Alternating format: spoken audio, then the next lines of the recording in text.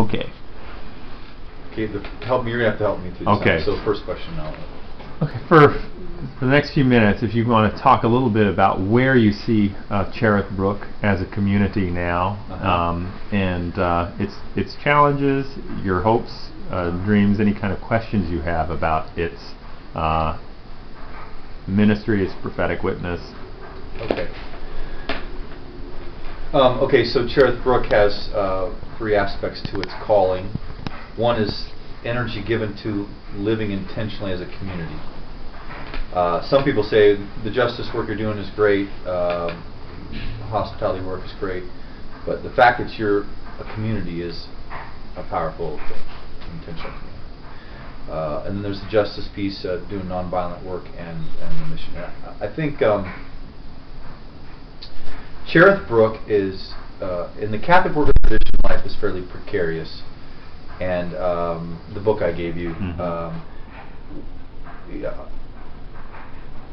a lot of the other communities that we appreciate and love, they either have 2 forms. One, they're just a community of young people, or perhaps they're a community that maybe has kind of bridged the gap, and they are they've made it through a generation or 2, and sometimes that's related to kind of maybe a charismatic figure or couple or something. You speak up a bit. So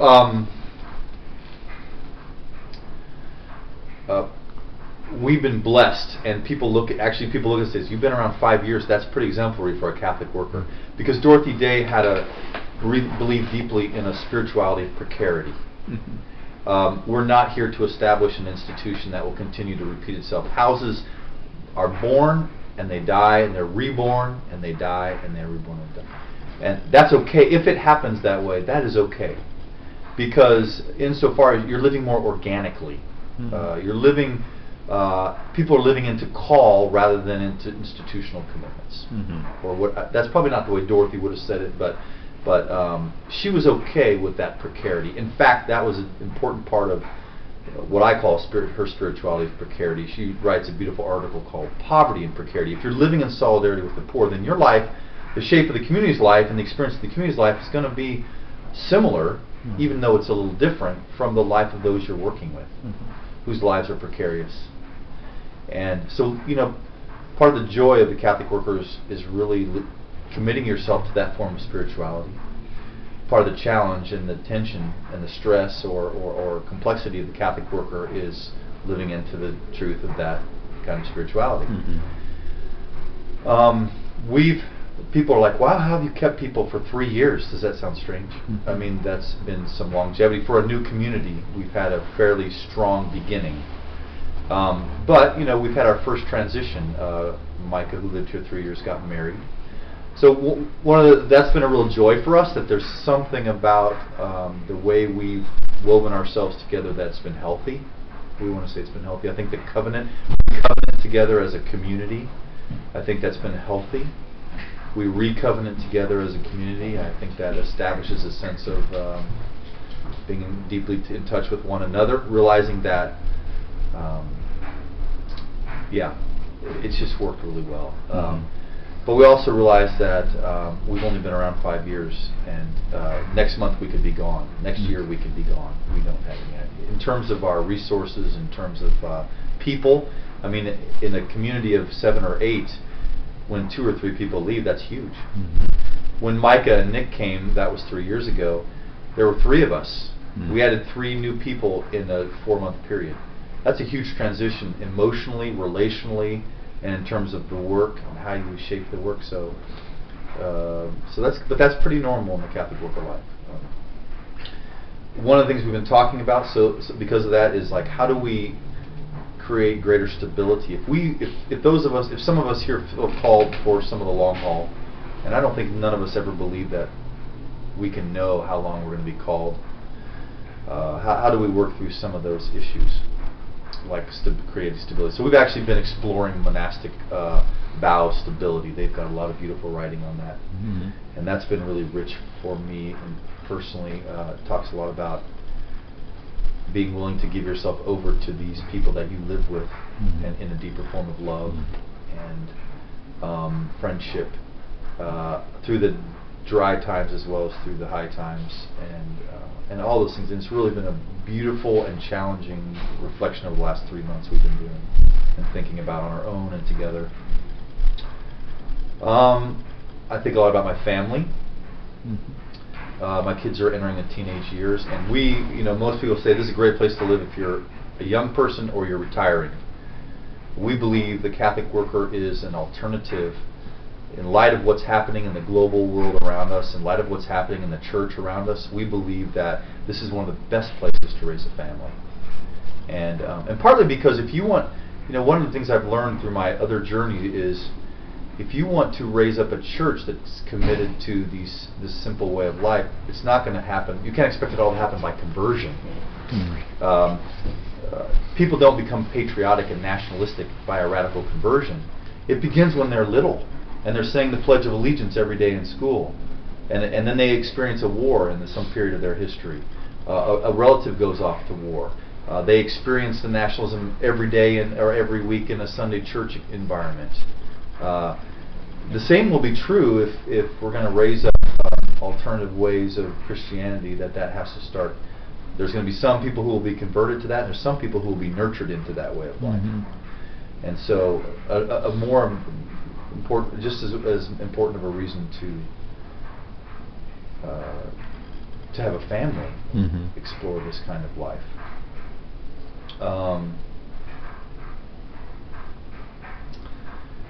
Hope to know what we've wrestled lately with. How do we grow in that sustainability over time? Sustainability isn't just about living simply in green, but it's about how do we sustain ourselves. We have needs as individuals and senses of call, and so is it about buying? What would be the next step for that? And I think without telling the story, the way we've come about it is. The more we deepen our commitments to one another and to the community life and the spiritual disciplines, that will affect our own stability, and it will be the most attractive thing to invite other people into this life. To know that if they were to feel called to explore this life, that they would be doing so with people who have given themselves over to the process. Just like in any monastic community where noviceship is a long process. We don't have that deep wisdom in our community, but there are a lot of people talking about it, and we've realized some of the necessity of that ourselves. So. I've quit my job recently, stopped working for some of my income recently. I'm personally feeling a deeper sense of living deeper into we're never really comfortable with the idea of voluntary poverty around here, and we have a fairly healthy common purse, but by not working I was bringing in some of the larger salary or larger resources financially to the common purse that we share. When you say by not working, so I'm not working. I have, as of December, I'm not working consistently at my teaching job. I'm not teaching anymore until the fall. Okay. Which is, it'll drop my income by more than half. Okay.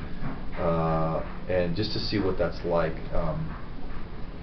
So for me, that was a matter of letting go to God.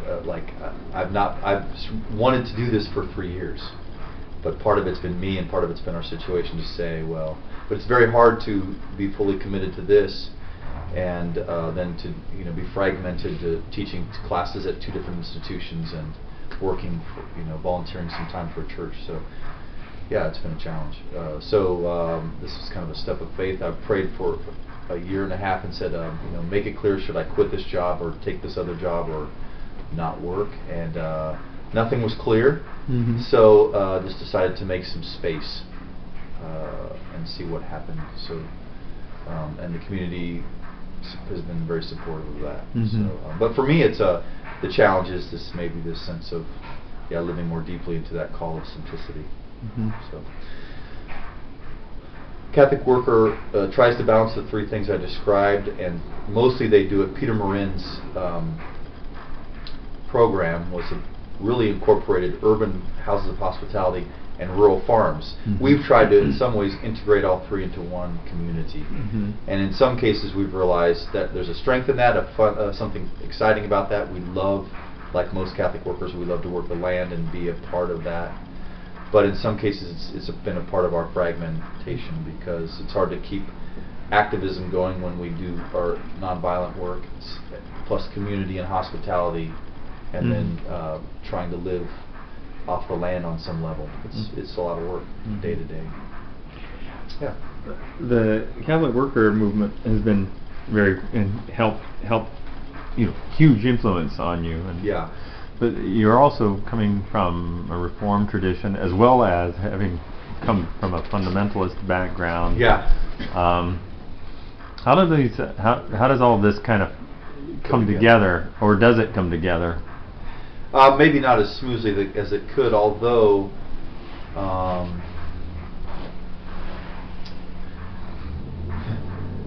some of the larger influences on me have some connection to the. I enjoy history. I think history teaches us a lot, and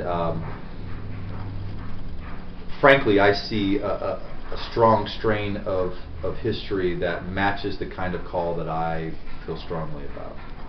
So there's the mainstream church experience, whatever that looks like. I think history is fairly messy and complex, but there's a stream that matches the stream that I feel like I'm a part of, and some of that stream incorporates has some connection to the Reformed tradition. So, for example, Peter Waldo, and what would be one example of that? Pierre Valdez, whatever. The Waldensians, strong evangelical commitments to preaching, but also strong commitments to voluntary poverty, commitment to reading Scripture among lay people, and not that being usurped by the church hierarchy. So there are some overlaps, and some of the reformers would have a connection to that group. What some people call the First Reformation, Jan Hus and Petr Chelchitsky and Juntus Fratrum and these groups. And so reading about their life and their way, they're kind of a precursor to the Reformation. But even within Catholicism, some of the conciliar movement and other efforts. So you kind of glean from those things that the Reformation's always been happening. And I think that's a healthy way to understand my own Reformed tradition, Presbyterian tradition. But honestly, some of the greatest, one really inspiring story for me is a Reformed pastor during World War II, André Trocmé and his wife Magda, in the community of La Chambon, and their commitments. They weren't the sole figures involved in the effort to welcome and harbor these Jewish children, but their story is amazing, and they understand that to be. He was very clear in his writings that comes out of his Reformed faith. It's not something separate. It's taking the Word of God and making it come alive in the moment in which it's speaking, in which his life exists, the historical moment in which his life exists. Understanding the sovereignty of God as overcoming all of their sovereignties or loyalties that we have. And so the stories like that have been really inspiring to me. How it fits into like the particular church I'm at today, the Presbyterian Church, is a little harder. Although all the mainline churches talk a lot about justice and peace.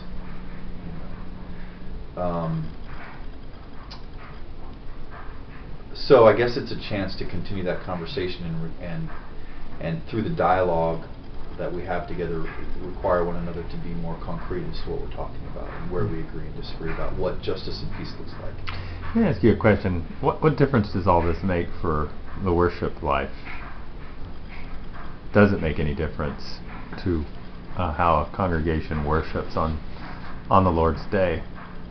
The work, to be more specific. Well, I mean, the justice stuff. I mean, actually being out, for example, going out on the streets where you took me and out to walk with you all, and nonviolent resistance. Does that ever come back to the Lord's Day, or does the Lord's Day in some way prompt that as a kind of ascending activity? Where's the connection between the two? Yeah. I mean, some people would say you can go ahead, give people coats who don't have coats. You can do that. Right. But if it's not simply charity, if it's an expression of one's vocation, well, shouldn't it show up? And if it does show up in worship, well, what does that look like? I mean, that's too much of a question to bite off it. No, I guess the best way I could answer at this point is the Catholic worker has taught us to see the sacrament in the daily, and the daily in the sacrament. So we often say, we do baptisms every day at our house. The beauty of when you study the New Testament, you realize that the Lord's Supper, for example, came out of forms of common meal. And in fact, they were much more interrelated, and at some point they've been separated. So we see that happening in a lot of ways here, because every day someone comes out of the showers and says, I feel like a whole new person. Well, that's what baptism means, right? You've become a whole new person. You're a new human being in Christ.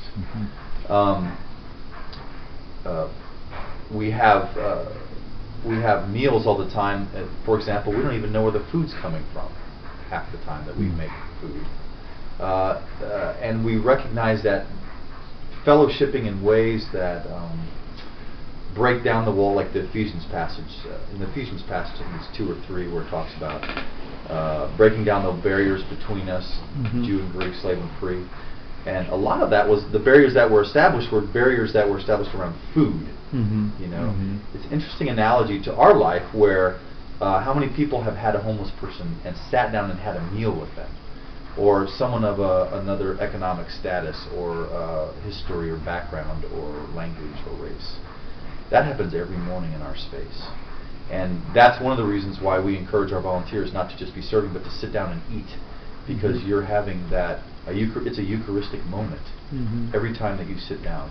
And hopefully it informs the way that I also experience Eucharist on a Sunday morning in a church setting. Let me ask you a blunt question. Have you ever been asked to do a baptism in this community, or to celebrate the Lord's Supper?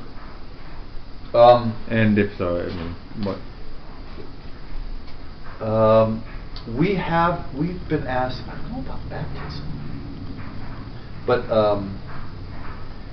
I think the people who come for breakfast understand. They believe that it's more of the Lord's Supper that they're experiencing than I do. There was a story that someone told about. We had a speaker come over and talk about the Book of Revelations, and some of our friends from the streets came to the meeting, and they were talking about something about the way that what the things that they did at their church. And the speaker said, "Well, where's your church?" And they said, "Well, our church is right here."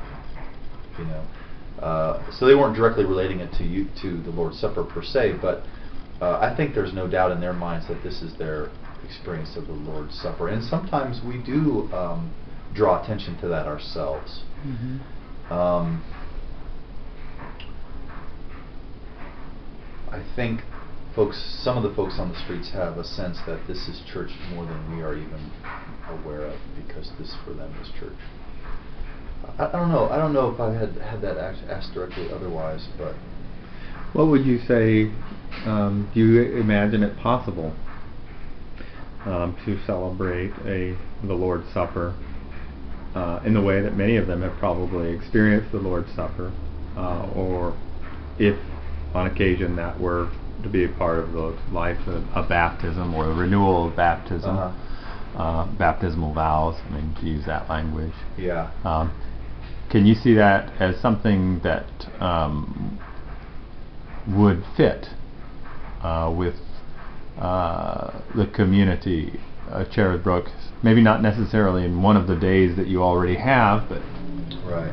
It's a challenge because we bring into this experience some of our past experiences with community. Some of the things we learned that we liked, and some of the things we learned that were tensions for us. Okay. And in the community that we lived in the past, if you lived in the house, for example, you had to participate in everything. that was a part. And there's something, the motive behind that I think is strong, because we've all been individualized in this culture.